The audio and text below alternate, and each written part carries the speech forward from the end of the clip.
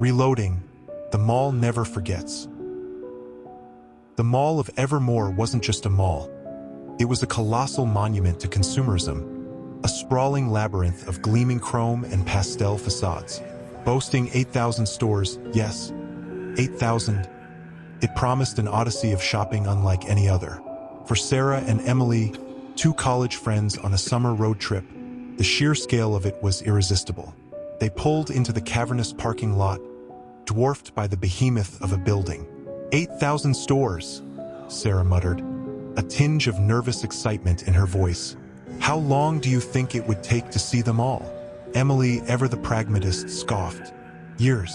Let's just pick a wing and hit the highlights.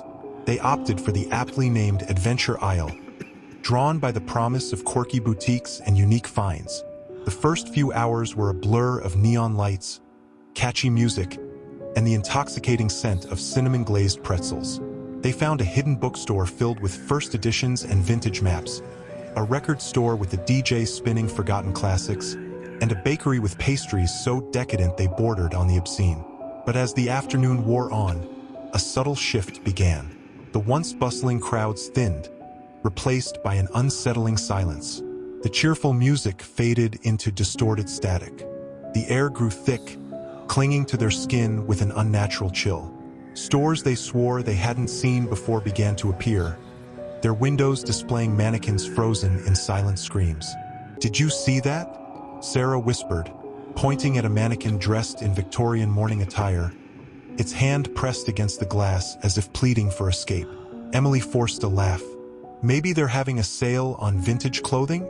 It sounded hollow even to her own ears.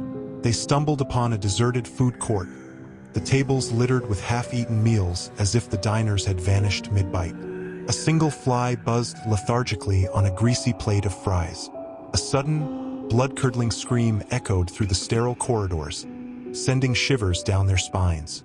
Fear, cold and sharp, clawed at Sarah's throat. "Let's get out of here," she pleaded. Emily, despite her bravado, looked shaken. They retraced their steps, desperate to find an exit. But the mall had become a twisted labyrinth. Stores they had visited moments ago reappeared, identical in every detail. The cheerful pastel colors now seemed menacingly artificial. Their phone signals were dead, replaced by an eerie, pulsing static. Panic gnawed at them.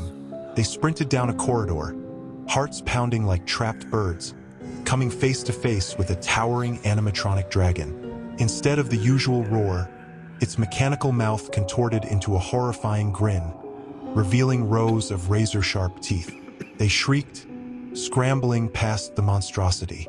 As darkness descended, casting long, macabre shadows, they found themselves in a deserted toy store.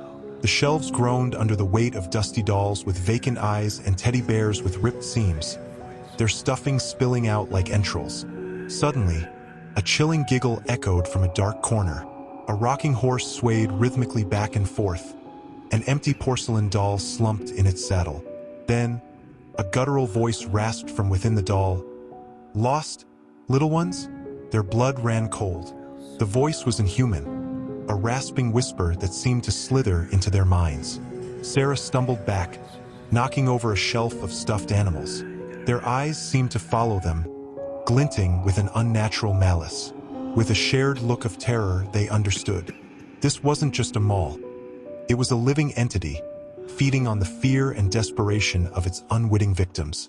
The 8,000 stores weren't just places to shop. They were cages, holding captive the souls of those who had wandered too far within. They fled, adrenaline coursing through their veins. They burst into a clothing store, its racks overflowing with outlandish costumes. Spotting a rack of sequined bodysuits and bright wigs, a desperate plan hatched in Sarah's mind. They stripped off their clothes, hastily pulling on the outlandish costumes. Sarah grabbed a bright green wig that looked like a nuclear explosion, shoving it onto her head.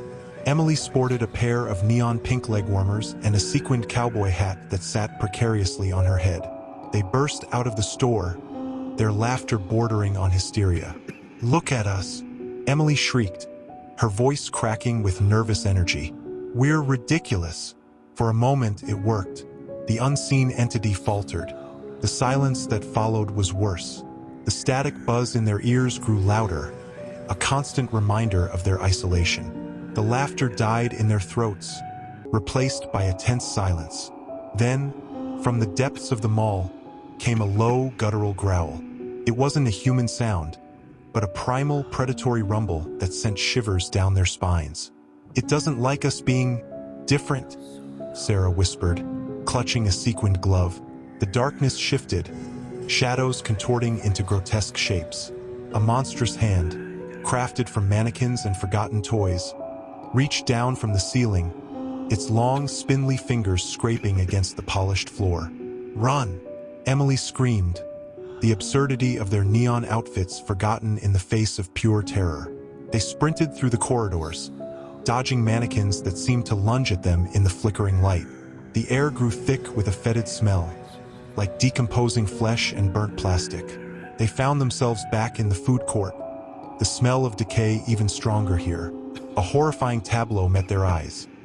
Animatronic mascots from a long-forgotten fast food chain sat hunched over, their mouths stuffed with half-eaten mannequins. "We have to find a way out," Sarah gasped, her voice ragged. "Maybe an exit sign led us astray?"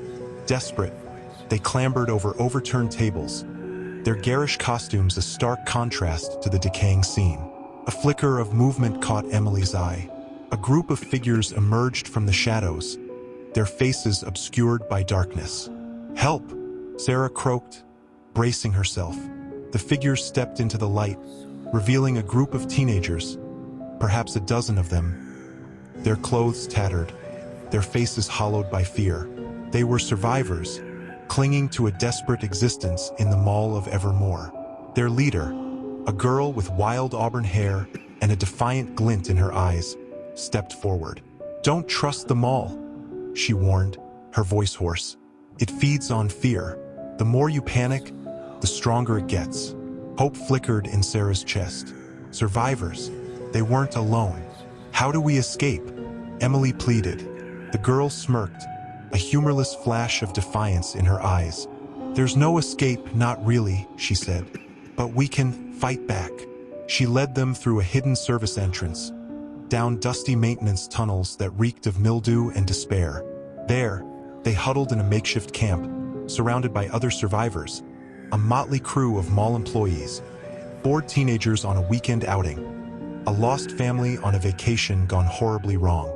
The leader, who introduced herself as Maya, explained their plight. The Mall of Evermore wasn't always a cursed place. Rumors whispered of a dark ritual performed by the greedy corporation that owned it, a desperate attempt to boost sales through a twisted pact with an ancient entity. The entity had devoured the souls of countless shoppers, twisting the mall into its personal hunting ground. Maya outlined their plan. They would use the mall's own machinery against it. Security cameras could be hacked to provide surveillance. Abandoned animatronic displays could be rewired, repurposed into weapons. The mall, built on consumerism, could become a weapon against itself. Sarah and Emily, their initial fear tempered by a newfound resolve, threw themselves into the preparations. Days turned into weeks, their days filled with scavenging forgotten tech, nights spent huddled around campfires, sharing stories of their lives before the mall. They learned about the mall's dark history, the whispers of missing persons, the unsettling rumors of a grand reopening that never came. Slowly, a strange camaraderie bloomed amongst the survivors. The outlandish costumes they donned became their uniform, a symbol of defiance against the soulless entity that held them captive. The day of the fight arrived, marked by an unsettling silence that blanketed the mall. They moved with a practiced efficiency, hacking into security systems, rewiring animatronic displays. The once frightening dragon transformed into a fire-breathing beast controlled by a group of teenagers.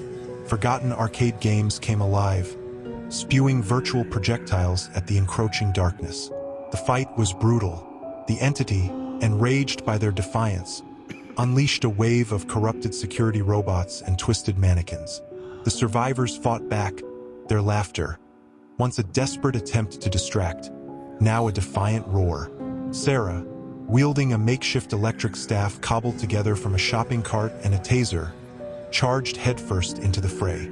Emily, channeling her inner David, launched a barrage of tennis balls from a repurposed ball-firing machine against the entity's skeletal hand. Amidst the chaos, Maya led a group towards the central control room, the entity's perceived heart. The battle became a frenzied ballet of neon and terror. Sarah, her green wig askew and mascara streaming down her face, danced a deadly tango with a possessed vacuum cleaner, its hose whipping like a deadly serpent.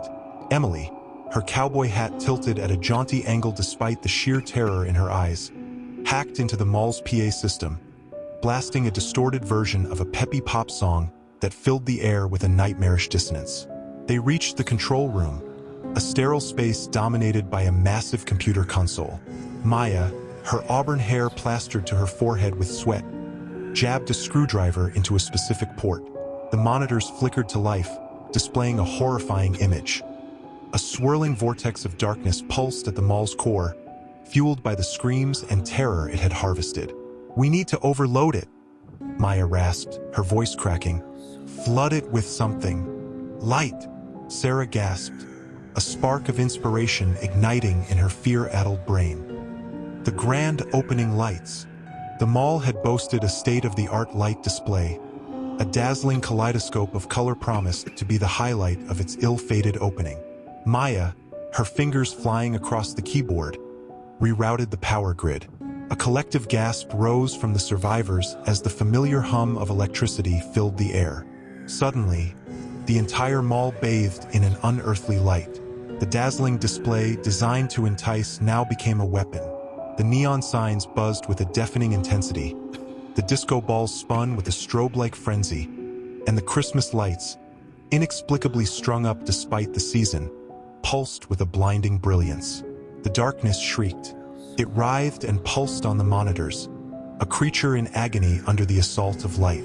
The mannequins faltered, their plastic bodies melting in the heat. The robots sputtered and sparked, their circuits overloaded. A wave of nausea washed over Sarah as the air shimmered, distorting the very fabric of reality. The entity, weakened but enraged, lashed out.